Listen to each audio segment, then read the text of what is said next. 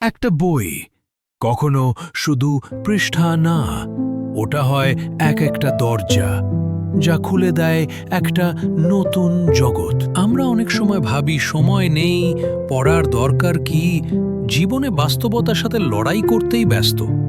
কিন্তু জানো কি, বইগুলোই সেই নিঃশব্দ বন্ধু যারা প্রশ্ন করে না, কেবল বোঝে আর শেখায় চিন্তা করতে। হুমায়ুন আহমেদ বলেছিলেন, মানুষের মনটা আসলে একটা বাগান, আর বই হলো সেই বাগানের বীজ।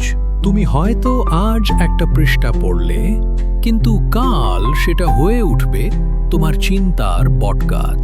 বই পড়া মানে জ্ঞান অর্জন নয় শুধু, এটা আত্মার একটা অনুশীলন। তুমি আজ কি বই পড়ছো? কমেন্টে জানাও, কারণ তোমার পাঠ থেকেই তৈরি হবে আগামী দিনের আরেকটা সাদা ডায়েরি। ভালো থেকো, বইয়ের সাথেই থেকো। শুভকামনা।